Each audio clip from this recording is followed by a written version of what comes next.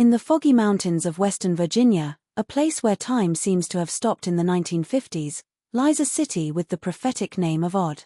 It is there, between dirt roads and huts forgotten by modernity, that the Whittaker family lives, the subject of one of the most disturbing stories about consanguinity ever documented in the United States. Ray Whittaker cannot speak. At 36, this slim man with a lost look communicates only through grunts and inaccurate gestures.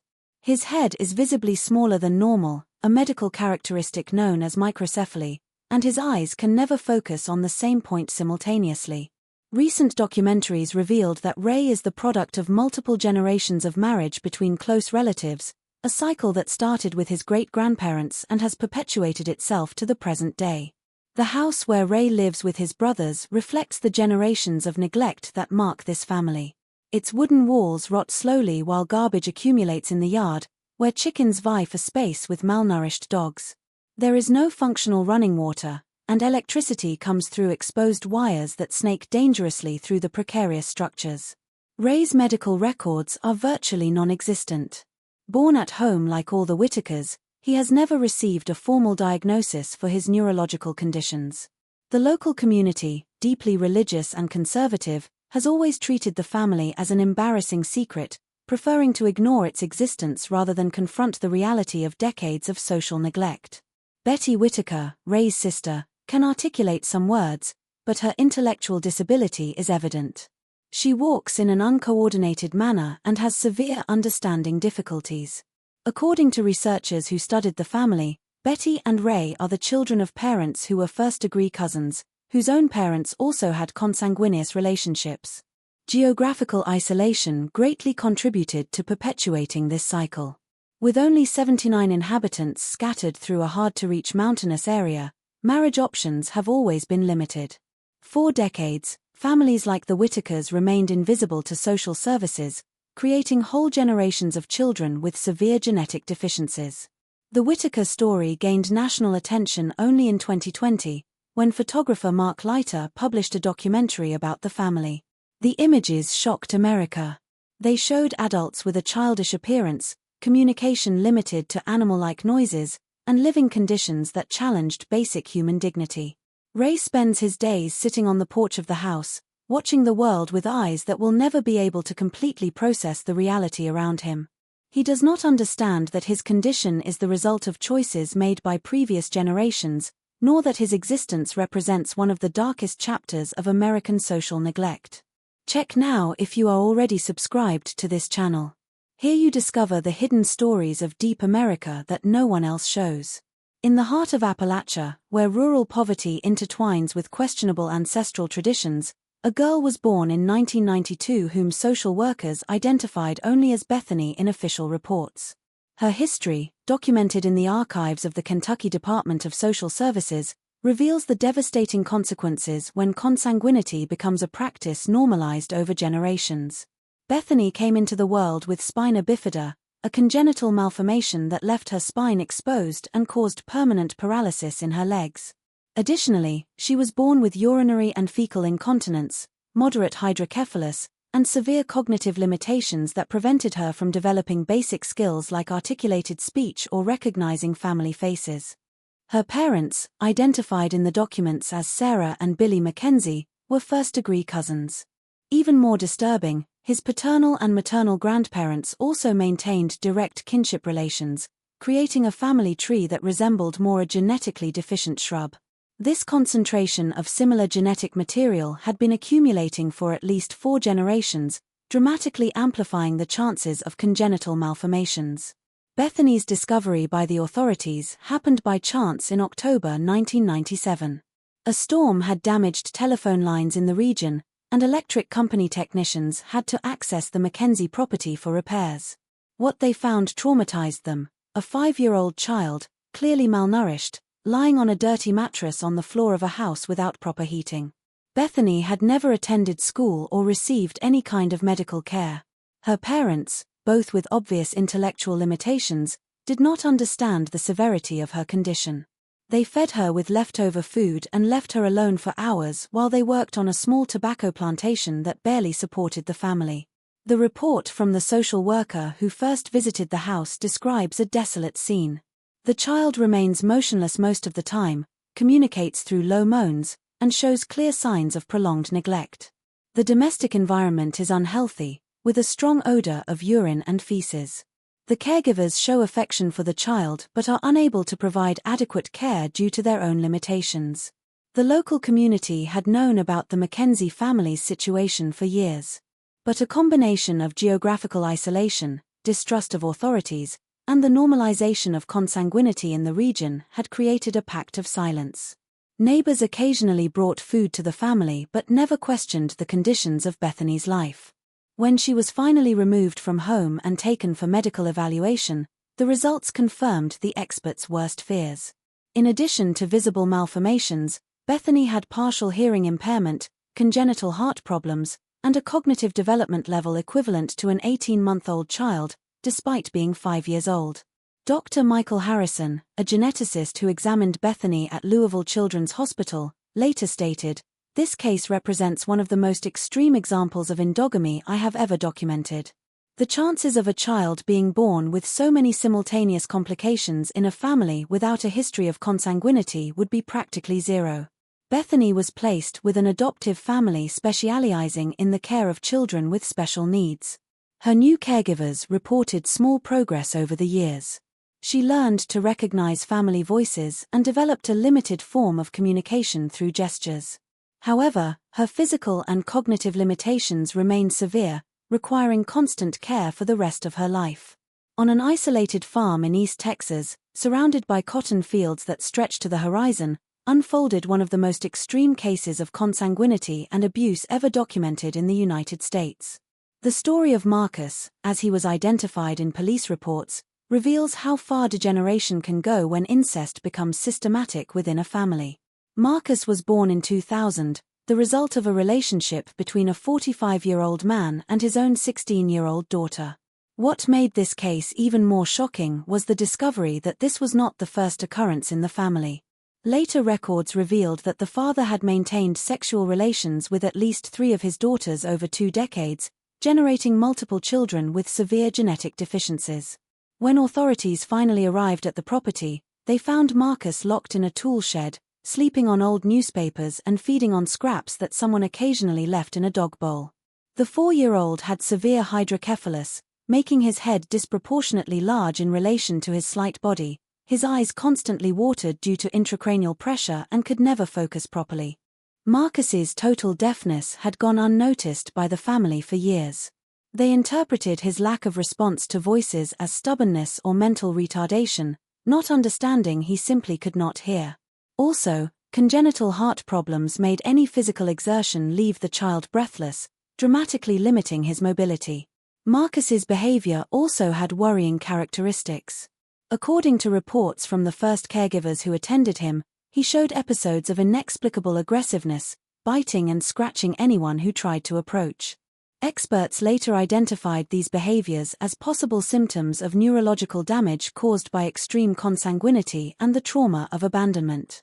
The discovery of the case happened through an anonymous report made by a rural worker who occasionally provided services on the property. According to the witness's testimony, he had seen a child being locked in the shed and noticed that she never played outdoors like other children. This tip led the Texas Department of Family Services to begin an investigation that would reveal one of the most disturbing stories of family neglect ever recorded in the state. If you are feeling the weight of this story as I did, comment now. No one is born condemned. When officers entered the property with a search warrant, they found not only Marcus but evidence that other children had lived in similar conditions. Old photographs showed at least 2 other boys with physical characteristics similar to Marcus's, but these children had died in their first years of life, supposedly due to natural causes that were never properly investigated. Marcus's father, identified as Robert Earl Thompson, was arrested and later sentenced to life imprisonment for multiple accusations of child sexual abuse and criminal neglect. During the trial, even more disturbing details emerged. Thompson had isolated his family from the outside world for over 2 decades, forbidding his daughters from attending school or keeping in touch with people from outside the property. Marcus's medical evaluation revealed irreversible neurological damage. Beyond hydrocephalus and deafness, he had micrognathia, an underdeveloped lower jaw, swallowing problems that required feeding through a tube, and severe delays in motor development. His mental age was estimated at approximately 8 months, despite being 4 years old. The state of Texas took over custody of Marcus, placing him in a specialized center for the care of children with complex medical needs. Caregivers reported that initially, Marcus did not show typical emotional reactions. He did not smile, did not cry when he was injured, and seemed disconnected from the world around him. It took months of intensive care for him to begin demonstrating basic signs of recognition and affection. Today, more than 2 decades later, Marcus remains under permanent institutional care. He never developed communication skills or basic independent abilities, remaining in a state of total dependence. His story became a case study used in genetic medicine and social work courses, illustrating the devastating consequences of extreme consanguinity combined with systematic family neglect. On the vast plains of North Dakota, where the wind cuts like a blade and winter extends for endless months, there exists a religious community that has maintained for generations traditions the outside world would consider archaic. It was in this environment of deliberate isolation that twins were born in 2008 who would illustrate in a devastating way how endogamy can even affect siblings born from the same womb. The New Harmony Colony, founded in 1952 by fundamentalist families seeking to live according to literal interpretations of the Bible, had developed over the decades a social structure that discouraged marriages with outsiders. With only 180 inhabitants distributed among 30 families, marriage options were severely limited, resulting in decades of marriages between cousins and even uncles and nieces. Rebecca and Alyssa Miller were born to parents who were first-degree cousins. Furthermore, both paternal and maternal grandparents also maintained close kinship, creating a genetic concentration that specialists would later characterize as catastrophic. While Rebecca was born seemingly healthy, developing normally in her first months of life, Alyssa came into the world with a condition so rare it initially confused even experienced doctors. Alyssa was born with Fraser syndrome, an extremely rare congenital malformation that occurs in approximately 1 in 200,000 births in populations with normal genetic diversity. In her case, the condition manifested with particular severity. Her eyes were completely covered with skin, creating a smooth surface where eyelids should be. Additionally, she was born without external ears, with genital malformations, and breathing problems that required constant medical assistance. The reaction of the New Harmony community to Alyssa's condition revealed the depth of the beliefs that had shaped this isolated society for decades. Many colony members interpreted the child's birth as a divine punishment for unspecified sins, while others saw her condition as a test of faith sent by God. This theological perspective had devastating practical consequences. Alyssa was kept hidden from external visitors and was never officially presented to the congregation. For the first 2 years of her life, Alyssa lived in a back room of the family home, cared for exclusively by her mother, Sarah Miller. The girl was never taken to Sunday services, did not participate in community meals, and her existence was known only by immediate family members and the colony's religious leaders. This social segregation began at birth and intensified as her medical needs became more evident. The discovery of Alyssa's situation by state authorities happened accidentally during a routine investigation into home education within the colony in 2010. Inspectors from the North Dakota Education Department visited New Harmony to check if the children were receiving adequate instruction as required by state law. During these visits, an inspector noticed medical records for 2 children born on the same date to the Miller family, but only Rebecca was presented. When asked about the second child, the parents initially claimed she had died in childbirth. However, inconsistencies in the medical documents led to a deeper investigation. Social workers eventually discovered Alyssa, then 2 years old, living in conditions they characterized as severe medical neglect. The girl was severely malnourished, weighing less than a 6-month-old baby, and showed signs of chronic respiratory infections that had never been properly treated. Her facial malformations had worsened due to the lack of early medical intervention, and she showed severe developmental delays that went beyond her congenital physical limitations. Dr. James Peterson, a specialist in craniofacial malformations at Minneapolis Children's Hospital who later examined Alyssa, described her condition as one of the more severe manifestations of Fraser syndrome I have ever encountered, aggravated by years of medical neglect. He explained that early surgical interventions could have significantly improved her quality of life, but the window for many of these procedures had closed due to the delay in treatment. Alyssa was immediately transferred to specialized medical care and placed under state custody. Multiple surgeries were performed in an attempt to improve her respiratory capacity and create functional eye openings, but the results were limited due to the extent of her malformations and the lost time in those crucial early years of development. Currently, Alyssa lives in an institution specializing in the care of children with complex medical needs. She never developed functional vision or verbal communication skills, depending fully on caregivers for all basic activities. Her story illustrates not only the genetic consequences of consanguinity but also how extreme religious beliefs can aggravate already desperate situations. Rebecca, her twin sister, remained with her biological family but under strict supervision from social services. Now a teenager, she has developed normally, serving as a painful contrast to the fate that awaited her sister from birth. Cape Girardeau Regional Hospital in Missouri was not prepared for what arrived at its doors on a cold December morning in 2015. A young woman appearing to be between 20 and 25 years old staggered into the emergency room carrying a baby wrapped in dirty rags. She left the child on a chair in the waiting room and disappeared before any employee could question her. What followed revealed one of the most disturbing stories of multigenerational consanguinity ever documented in the American Midwest. The baby, a girl of approximately 6 months, showed immediate signs of severe neglect and congenital malformations. Her head was visibly smaller than normal, a medical characteristic known as microcephaly, and she weighed only 4.5 pounds, a typical weight for a newborn. Even more alarming, she was born completely without teeth, an extremely rare condition called anodontia, which in babies can indicate profound genetic problems. The medical team that first examined the child was shocked by the extent of her medical needs. In addition to microcephaly and anodontia, she had severe swallowing problems that prevented her from feeding normally, malformations in the palate that affected her breathing, and clear signs of severe neurological delay. Her eyes, although anatomically normal, showed no ability to focus or follow objects, suggesting possible damage to the central nervous system. The investigation into the child's identity led authorities to discover a complex network of rural families in southeastern Missouri who had practiced consanguinity for at least 5 generations. Through DNA analysis and genealogical research, it was determined that the baby was a product of multiple layers of endogamy. Her parents were half-siblings. Her grandparents were first-degree cousins, and her great-grandparents also maintained direct kinship relations. Cape Girardeau County Sheriff Marcus Williams described the investigation as one of the most disturbing of my 25-year career in law enforcement. The search for the child's mother led investigators to a network of isolated rural properties where multiple families with interchangeable surnames lived in conditions of extreme poverty, maintaining a cycle of consanguinity that had become normalized over decades.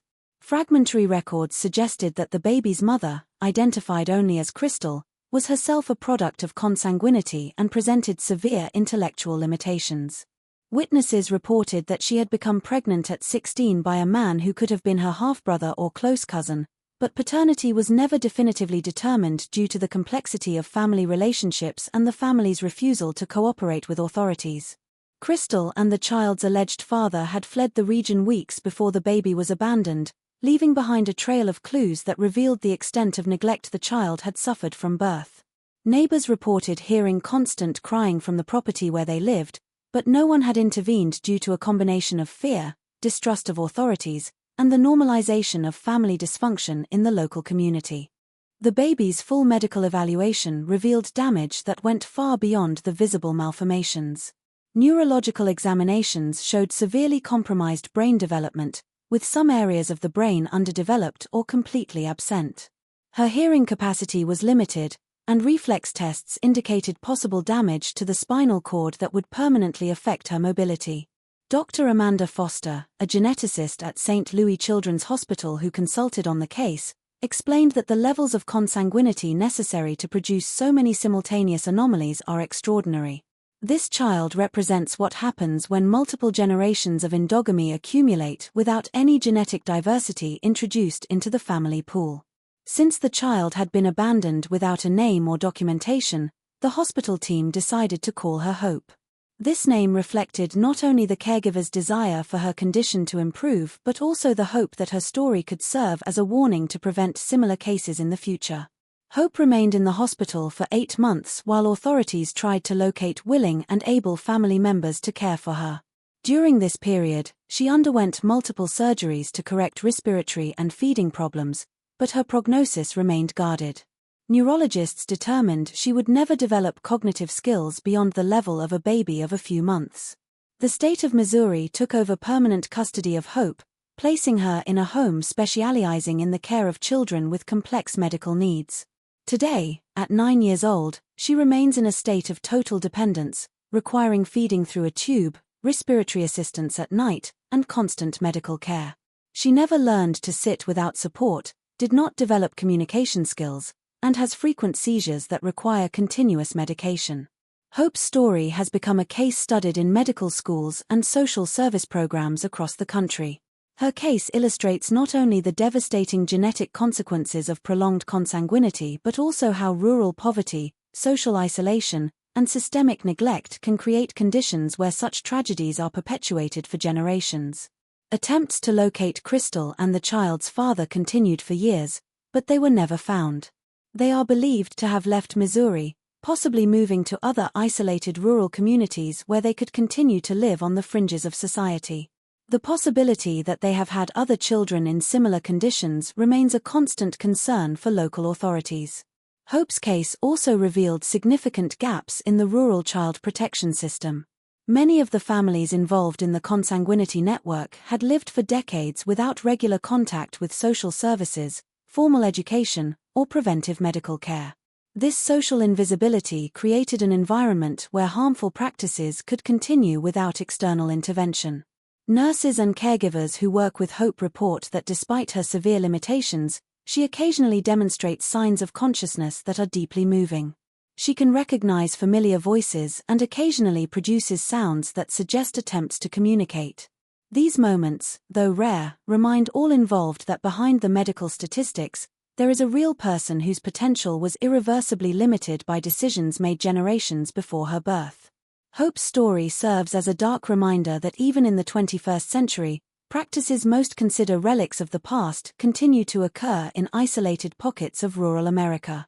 Her case highlights the need for continuous surveillance, community education, and proactive intervention to protect vulnerable children who may be living in similar conditions in other parts of the country. Today, Hope is still cared for with dedication by a medical team that treats her with dignity and respect despite her limitations. Her history, although tragic, contributed to changes in child protection policies in Missouri and served as a catalyst for greater awareness of the dangers of consanguinity in isolated communities. If you have watched this far, it is because you liked this story. Leave a comment telling me I watched here so I can get to know you and see who really likes the stories here on the channel. Like this video to help give visibility to forgotten stories like these, and share it with those you think need to know about these cases that America prefers to forget.